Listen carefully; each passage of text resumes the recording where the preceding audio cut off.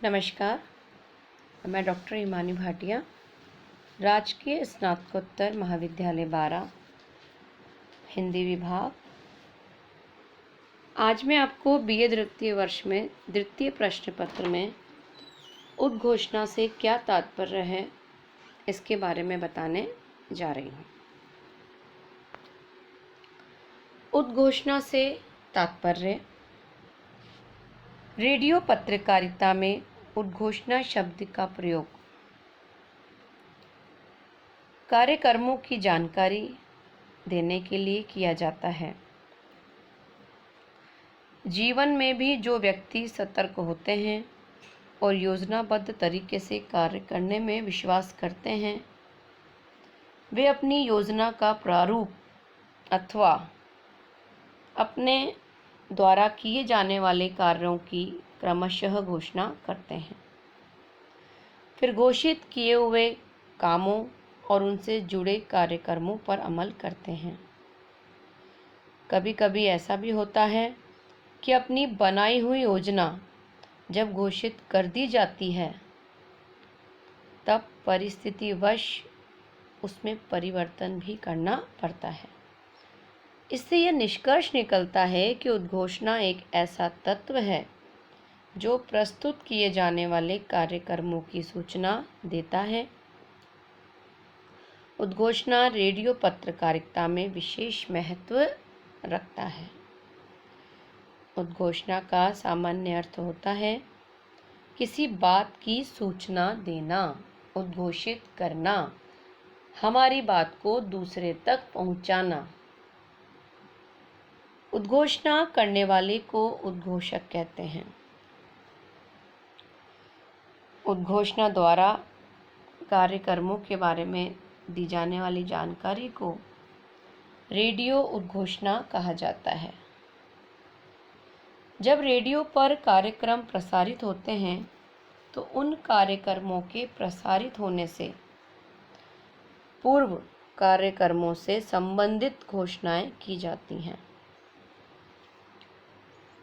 ये घोषणाएं ही उद्घोषणा कहलाती है। वास्तव में ये उद्घोषणाएं रेडियो प्रसारण के प्रारंभ होने से लेकर रात को प्रसारण बंद होने तक कार्यक्रमों के विषय में की जाती है। उद्घोषक समाचार, नाटक, वार्ता और संगीत आदि के बारे में श्रोताओं को जानकारी देता है। इस प्रकार की दी जाने वाली जानकारी ही रेडियो उद्घोषणा कहलाती है। नेक्स्ट पॉइंट हम देखेंगे इसका उद्घोषणा का स्वरूप। उद्घोषणा का स्वरूप निश्चित नहीं होता है। उद्घोषक जो उद्घोषणाएं करता है वे श्रोताओं के मन के अनुकूल की जाती हैं। श्रोता वर्ग यदि ऐसी रुचि दिखाता है कि उसे अमुक समय पर संगीत चाहिए, अमुक समय पर नाटक का प्रसारण चाहिए, तो उद्घोषक मानवीय रुचि को ध्यान में रखते हुए कई उद्घोषणाएं करता है। ऐसा करने से श्रोता वर्ग में कार्यक्रमों के प्रति रुचि भी बनी रहती है और वे आनंद का उपभोग भी करते हैं।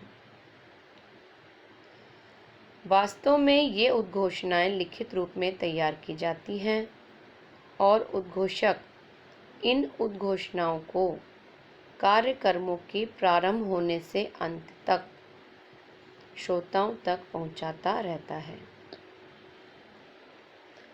जब ये उद्घोषणाएं लिख ली जाती हैं, तब ये लिखी हुई उद्घोषणाएं ही उद्घोषणा लेखन का रूप धारण कर लेती हैं। समय समय पर श्रोताओं की रुचि बदलती रहती है, इसलिए कार्यक्रमों में भी परिवर्तन होता रहता है। कभी कभी कुछ कार्यक्रम बंद कर दिए जाते हैं और कभी उनके स्थान पर नए कार्यक्रम प्रारंभ कर दिए जाते हैं। हर दिन के अलग अलग कार्यक्रम होते हैं और समय अनुसार उन कार्यों जो नाटक होते हैं, जो कार्यक्रम होते हैं, उनके समय भी कई बार बदल दिए जाते हैं। तो उनकी उद्घोषणाएं भी बदलती रहती हैं कि कौन सी चीज़ कितनी बजे तक आएगी। अब हम नेक्स्ट देखते हैं उद्घोषणा का महत्व। समाचार तो एक निश्चित समय पर ही प्रसारित होते हैं, किंतु और कार्यक्रमों के प्रसारण का समय बदलता रहता है। इससे यह निष्कर्ष निकलता है कि उद्घोषणा लेखन और उद्घोषणाओं का महत्व ही इसलिए है कि वे परिवर्तित कार्यक्रमों और परिस्थितिगत परिवर्तन से उत्पन्न होने वाली स्थितियों के आधार पर घोषणाओं में फेरबदल करते हैं। जैसे मान लीजिए कि कोई प्रोग्राम हमारा 10 बजे आता था, अब 2 नाटकों के बढ़ जाने की वजह से उनका जो टाइम है वो हमने आगे पीछे कर दिया है। जो 9 बजे आने वाला था वो हमारा 10 बजे आ रहा है कि 10:30 बजे आ रहा है। तो उसकी उद्घोषणा, उसकी सूचना हमें आगे देनी पड़ती है।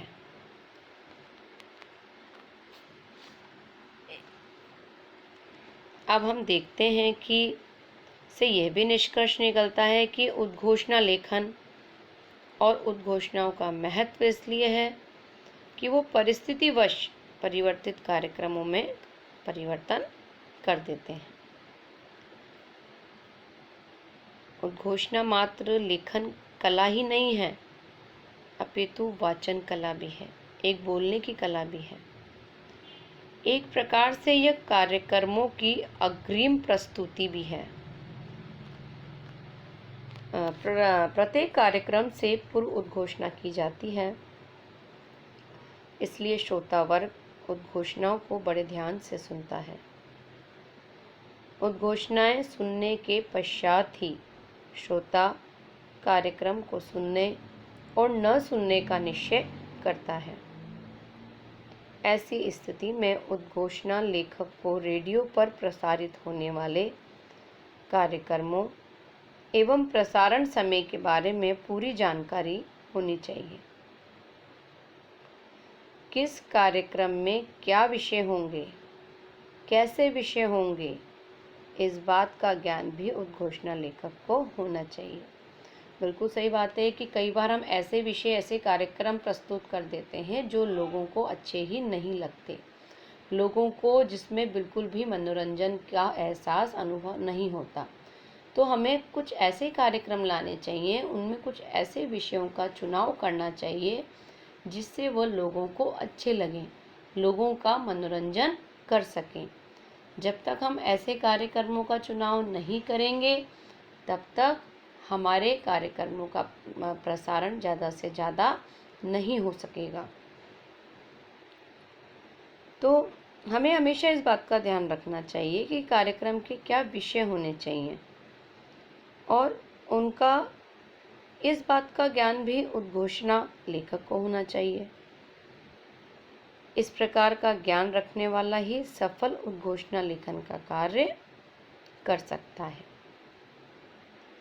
उद्घोषणा लेखन की भाषा सरल, स्पष्ट, सहज और संक्षिप्त होनी चाहिए।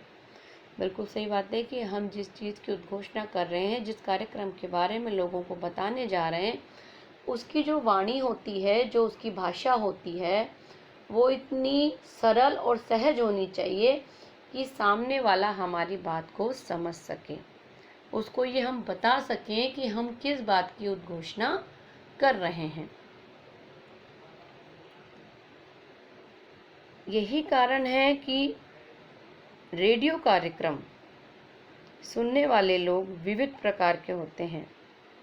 शिक्षित भी होते हैं, अशिक्षित भी होते हैं, युवा भी होते हैं, वृद्ध भी और महिलाएं भी।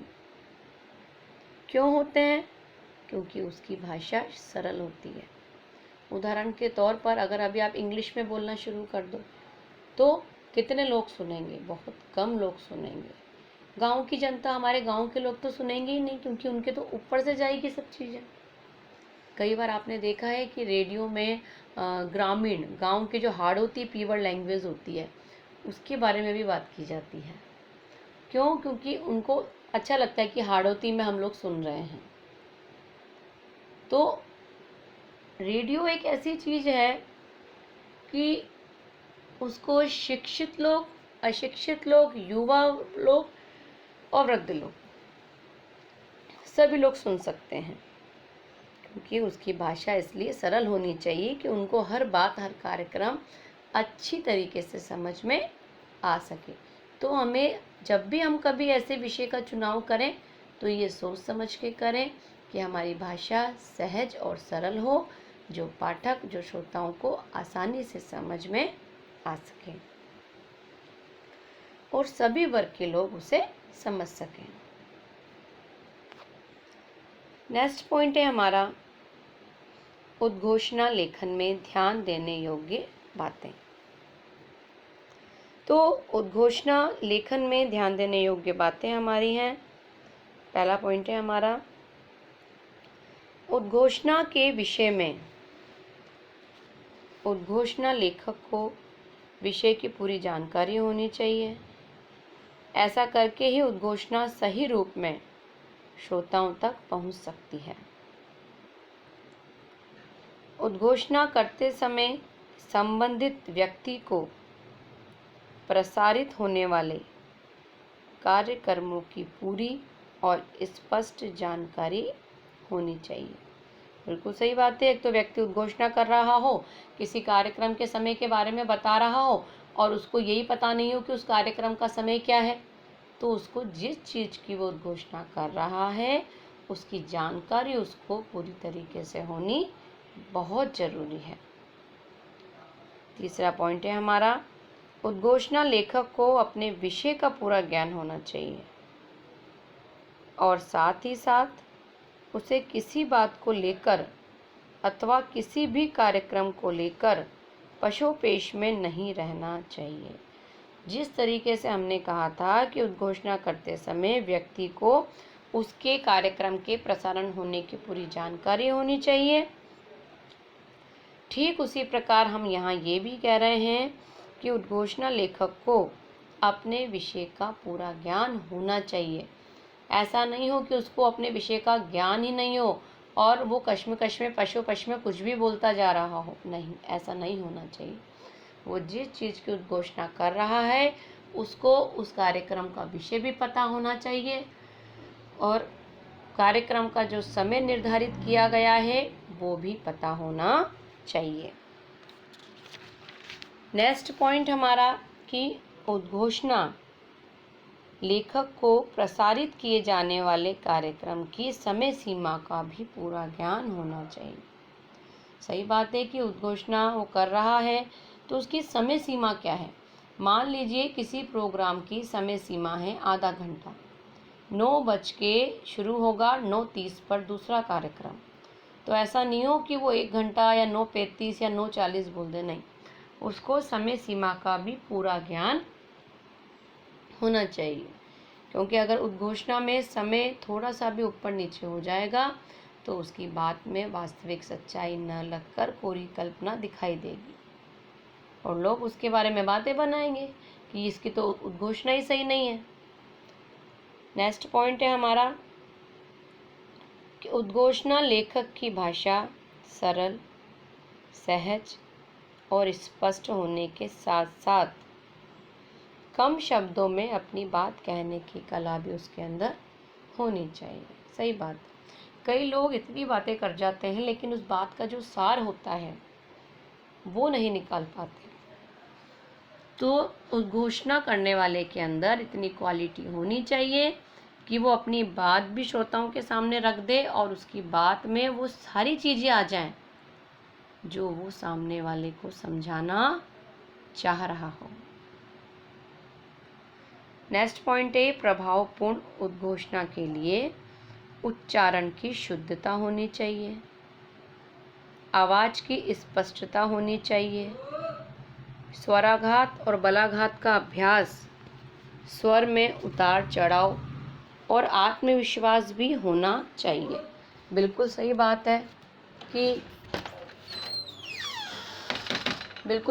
है कि जो हम जिस कार्य को करने जा रहे हैं उसमें हमें इस बात के बारे में जानकारी होनी चाहिए कि उच्चारण की हमारी शुद्धता हो, आवाज़ की स्पष्टता हो और उसमें बलाघात यानी कि हम किसी बात को स्पष्ट रूप से कह पा रहे हों, बलपूर्वक कह पा रहे हों, इतना हमारे अंदर आत्मविश्वास होना चाहिए। निष्कर्ष रूप में कह सकते हैं कि उद्घोषणा में उच्च स्वर में सार्वजनिक जानकारी दी जाती है। अब रेडियो के साथ दूरदर्शन पर भी उद्घोषणाएं की जाती हैं। उनके प्रसारण में उद्घोषक को कई बातों का ध्यान रखना आवश्यक होता है। तो आज हमने उद्घोषणा से क्या तात्पर्य है, उद्घोषणा के स्वरूप पर प्रकाश डाला है। हमने आपको उद्घोषणा के महत्व के बारे में बताया है। उद्घोषणा में ध्यान देने योग्य बातें हैं। इन सभी बातों का अगर हम ध्यान रखेंगे तो हम एक अच्छे उद्घोषक बन सकते हैं और रेडियो पत्रकारिता में अपनी एक अलग ही जगह हम लोग बना सकते हैं।